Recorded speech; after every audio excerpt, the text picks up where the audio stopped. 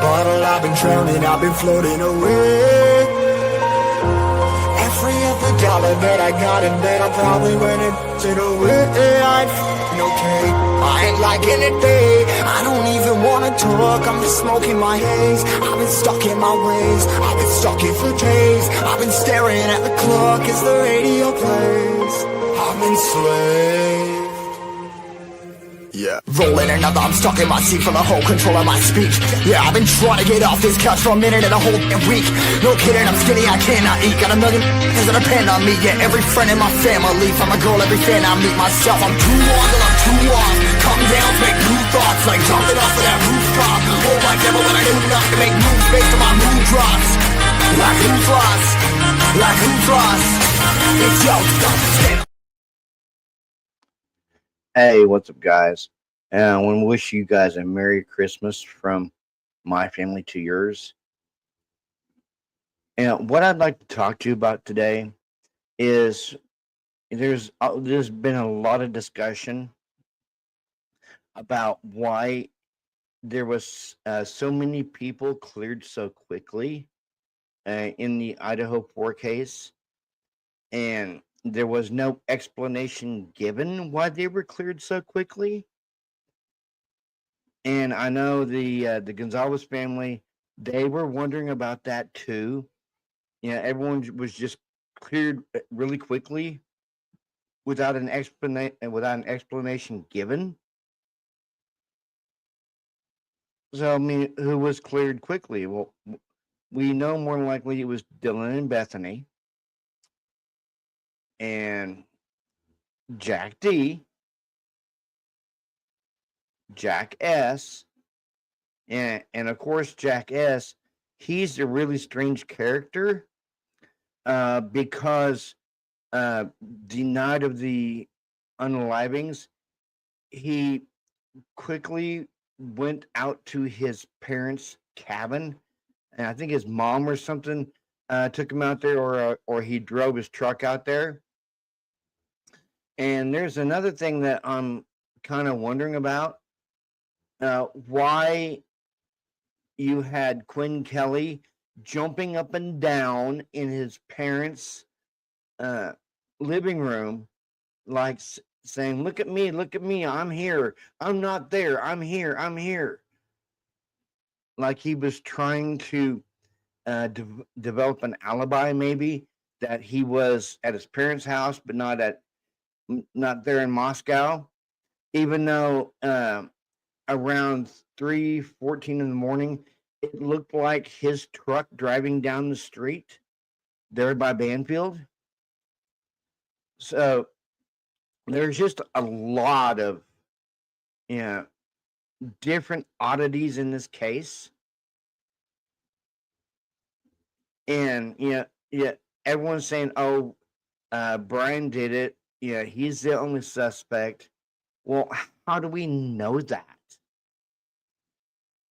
How do we know he's the only suspect in this case? I mean, for all we know, there could be more suspects out there. I mean, I've never heard in a murder case somebody getting cleared so quickly, like this group that that was around Kaylee, Maddie, Xana, and Ethan, and that was tied in with that house. I've never heard of someone getting cleared so quickly.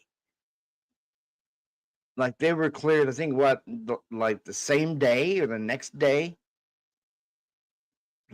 That's that makes me scratch my head. And we all know that Dylan and Bethany, they were interviewed. Well, they call it interviewed. I think it was interrogated by the Moscow Police Department, the ISP, and the FBI, because right after those alleged interviews, which I think they were interrogations, they both lawyered up really quickly, and they both moved the hell out of the state of Idaho. Well, now I know Dylan's parents live in Boise, so least one of them moved out of the state of Idaho, and that was Bethany. And Dylan went to live with her parents. And then, we got this weird story from her dad that she's a social recluse and she's got all this tremendous survivor's guilt, and she's smoking pot and playing video games all day.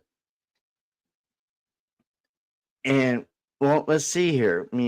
Let's look at this, guys.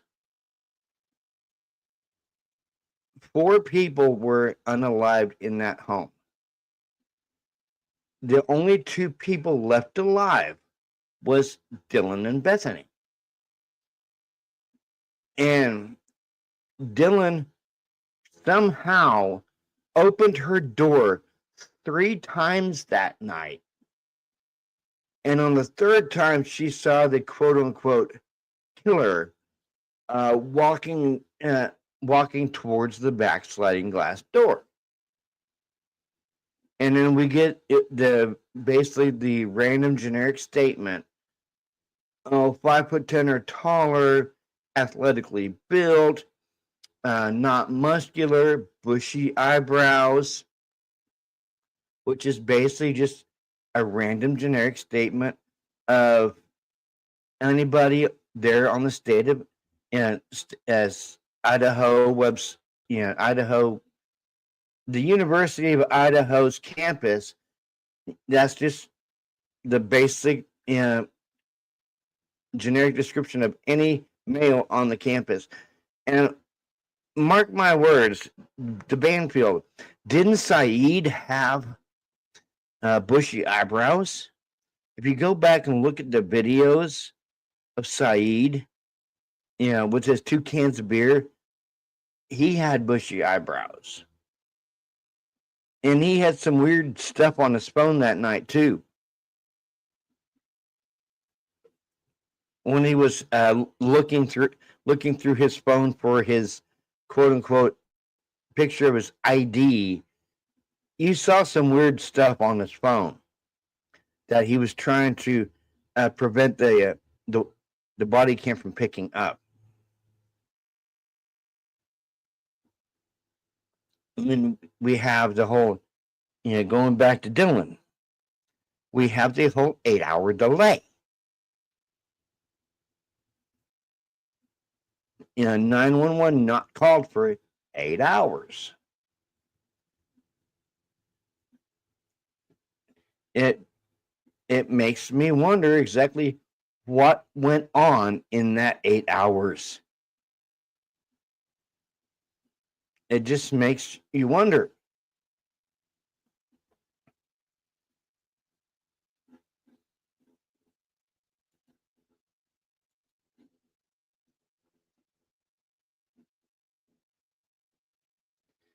You have, her seeing the quote unquote killer going into frozen shock phase, which I don't believe you're in frozen shock phase for 8 hours.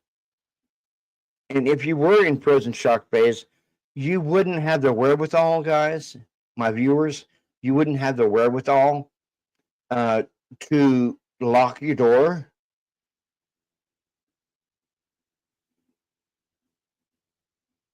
You would find your way over to your bed and just lay down. You wouldn't lock your door. So I don't buy the whole frozen shock phase. Dylan knows something. She's not saying what she knows. Is she possibly involved in this? Quite possibly. We don't know. Because why are the roommates silent? They're not saying nothing. And I understand the gag order. But do we really need the gag order? If the gag order's causing all this inconsistencies in the case, I say do away with the gag order. I mean, if you look at it, Judge Gall lifted the gag order in the Richard Allen case. After he was sentenced, the gag order was lifted.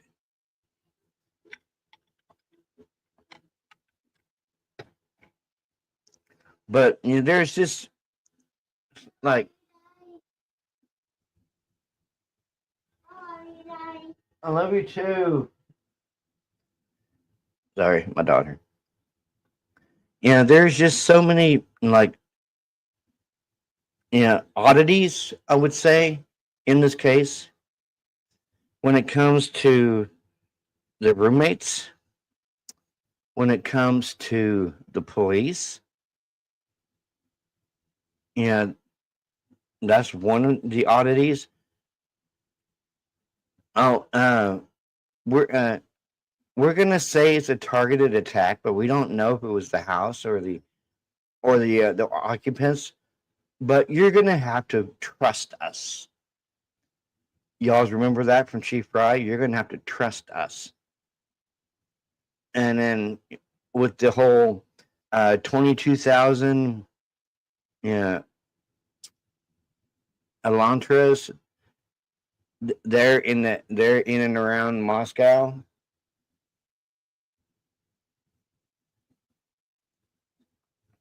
And with the whole picture, we're looking for the occupant or the occupants of this white Elantra. Yeah. If you know anything, please come forward. If you were in the car that night. See, that's what threw me. They didn't say occupant, they said occupants, plural. That was plural.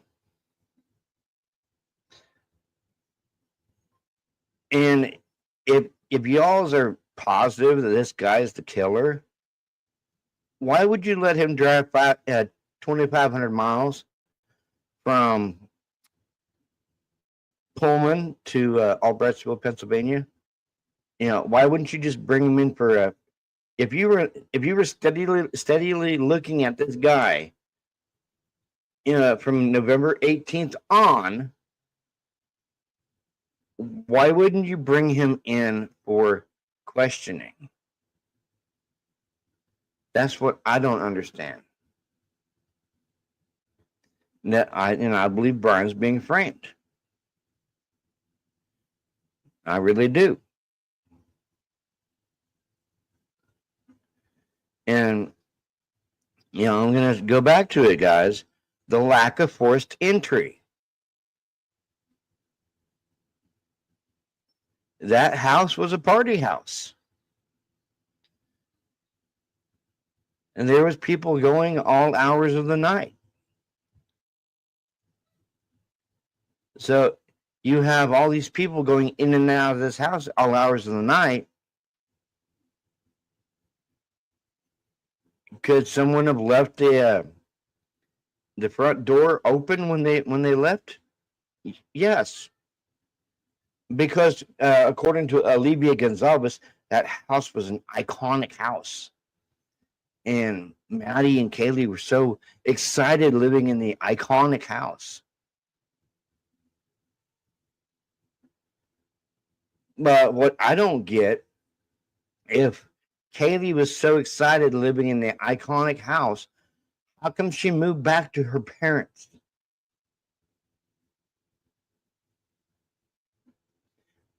Because even her mom has stated that she wasn't technically living there at 1122 King Road. She was living with her parents. And she went back to the house that weekend, well, not only to show off the Range Rover to Maddie, but we've all heard of the plus one. Dylan called her, invited her to some party or dance to be her plus one, and Kaylee's mom said that she packed an overnight bag because she was leaving out for Texas the next morning, on Monday morning. So she wasn't even living at the home, according to her parents. And if it is the case that Dylan lured her and tricked her back to the house, wouldn't that make Dylan a accomplice in this? I mean, I think it would make her an accomplice if she lured Kaylee back to the house with this +1 nonsense. We've got to remember, innocent until proven guilty. Innocent until proven guilty. That's what we need to remember. And apparently, Stephen Christie don't remember what innocent until proven guilty is, because they're always saying how guilty this guy is, and Christie's like, yeah, I hope he burns in the very depths of the pit of hell, and oh yeah, I believe that we got the right person. Well, how do you know you got the right person?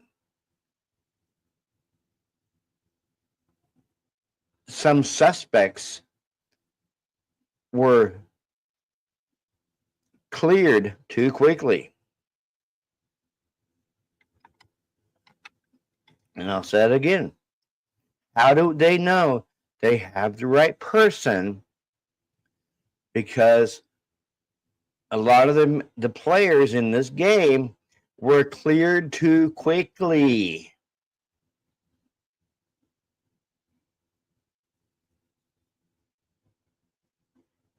And the Gonzaleses agree that they were cleared too quickly. So exactly what is going on in this case?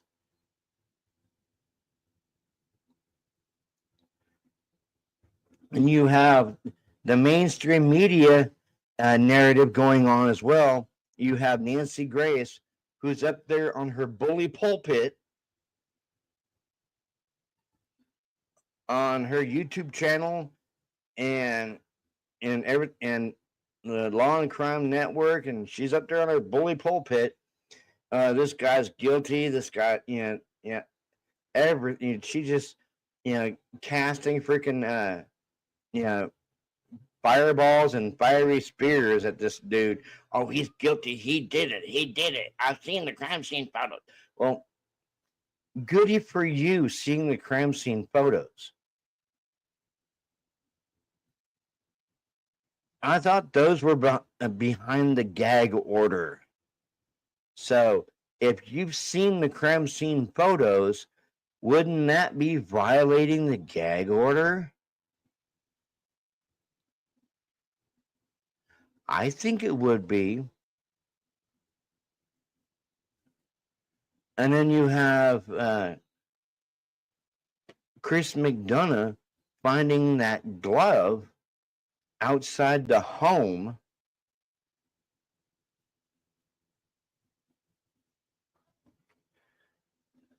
Okay, now, if you guys look at this, okay, you have Kaylee, who broke up with Jack 3 weeks before these slayings.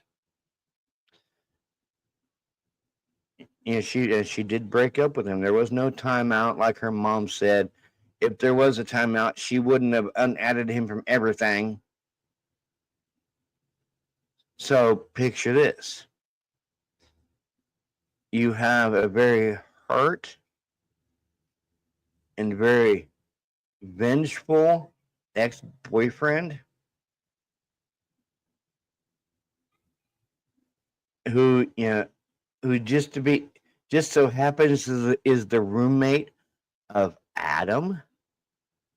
So whatever Maddie told Adam goes home and tells Jack. Because here's the thing.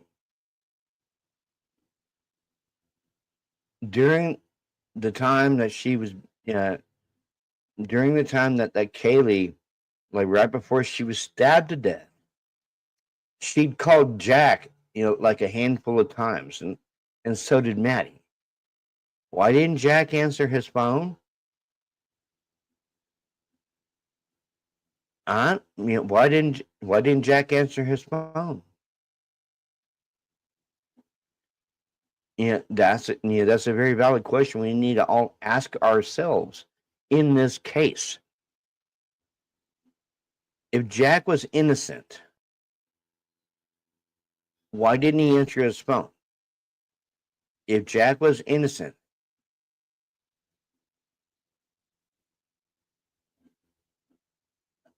I don't even think he was innocent, guys. I can't even finish that statement. I don't think Jack is innocent. Jack was one of the ones that they cleared really quickly. And I've also heard that Jack owns a white Elantra. And he doesn't live that far from 1122 King Road. So what if that white Elantra that was caught speeding away on that security cam, what if that wasn't Brian's? What if that was Jack's speeding away? Just think about it, guys. Think about it. You have Art Bettage, the mayor of Moscow, stating that this was a possible crime of passion.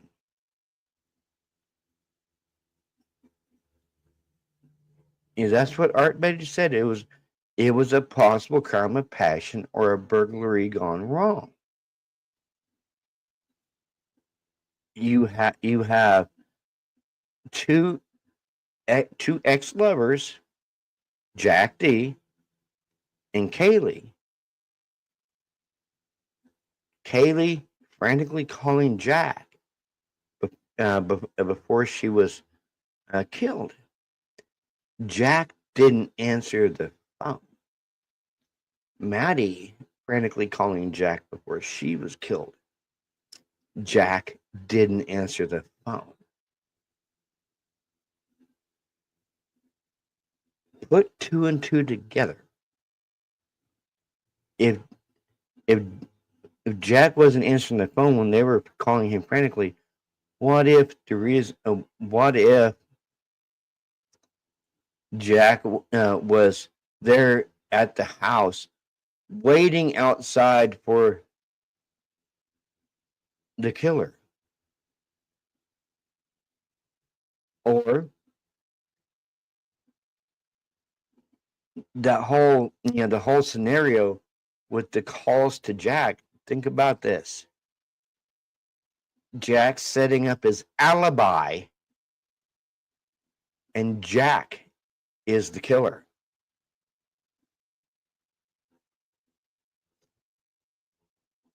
Yeah, that's something for you guys to think about. Some alternate suspects in this case.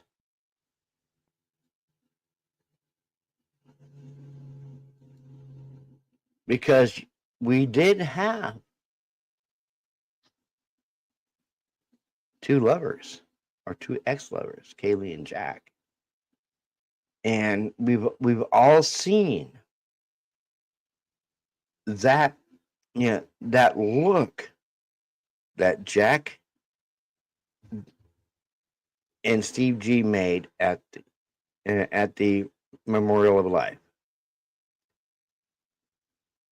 Jack had his head on Christy, and Steve shot him that look and shoved his tongue into his cheek.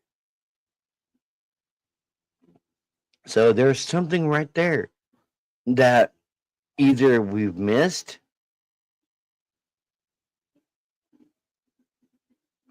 or it's a teaser. Because when Jack laid his head on top of Christie's head, that could have been him saying, "I've got her wrapped around my finger," when he was looking at Steve, and then Steve gave him that look and shoved his tongue into his cheek. So guys, there's something going on there. There's something going on there. Like, Steve knows something. Jack knows something. Why would Jack's alibi be cleared so quickly? Got to ask yourself that. Why were these people cleared so quickly?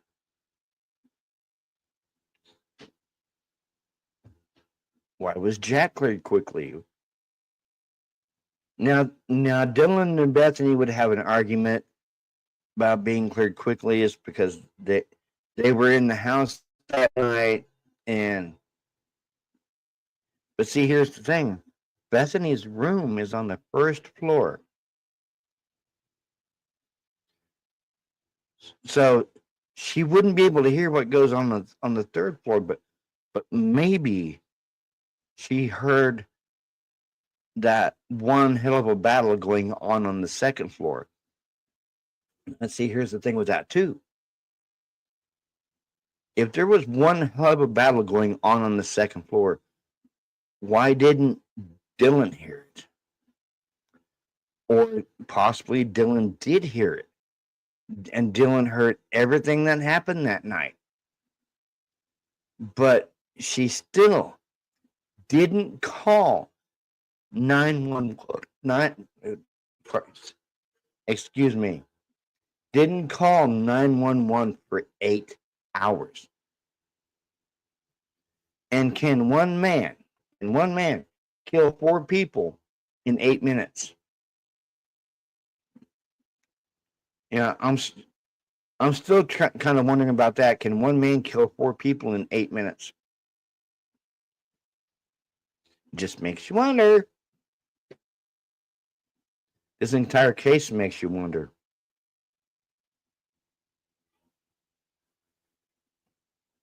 See, everyone talks about in a perfect world. In a perfect world,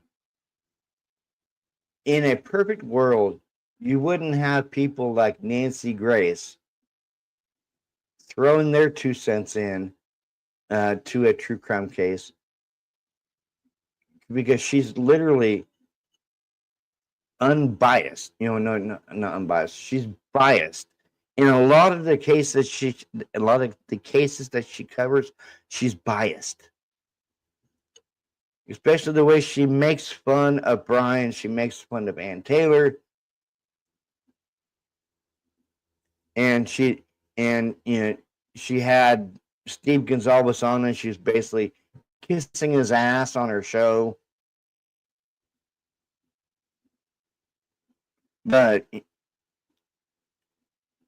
and I know that Nancy Grace likes to sensationalize everything that she does. Just like Ashley Banfield, she likes to sensationalize stuff. But I've noticed Ashley Banfield hasn't really been talking to the Gonzalez family as of late. It's been Nancy Grace.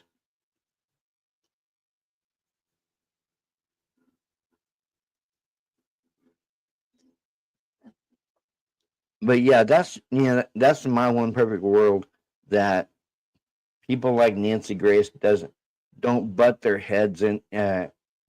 noses into this case and sensationalize it like they do.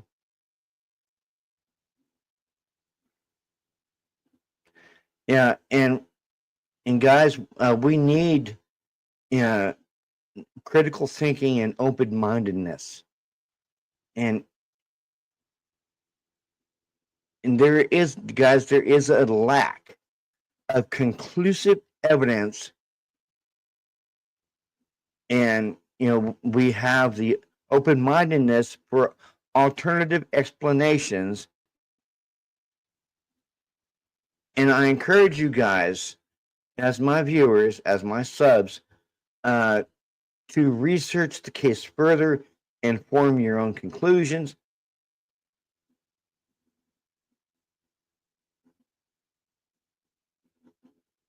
And yes, there are multiple perspectives, and analyze the evidence independently, guys.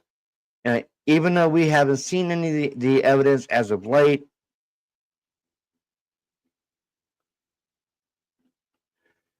but I want to leave you guys with this. We've been lied to in this case, and we've been told by the coroner that they were all stabbed in their sleep, which we know now that there was 2 stabbed, which was Kaylee and Maddie, and Xana had edged weapon injuries, and Ethan had sharp force injuries. Now, with Xana, she fought for her life, and her fingers were nearly severed. She was a fighter, and so was Ethan. And I know Kaylee and Maddie were fighters as well.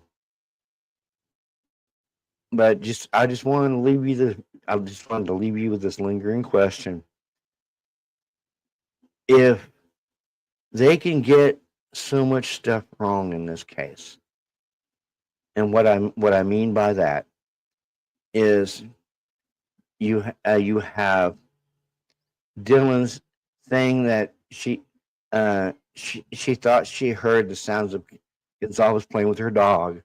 She thought she heard the sounds of what Gonzalez was saying. There's someone here, and you have the police officer at the same, like a paragraph later, saying, "Well, it wasn't Gonzalez. It was more likely Kernodle, because her, she was on TikTok at 4:12 a.m. and she had a DoorDash order."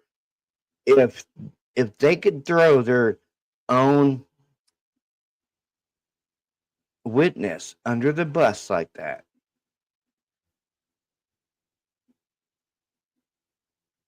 what else are they capable of doing? Manipulating evidence? Yeah, that's something I want you guys to think about.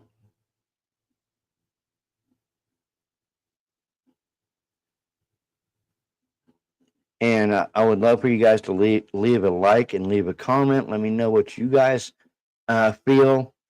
And this is Robert with True Crime Podcast. I'm out. You guys have a Merry Christmas and a Happy New Year.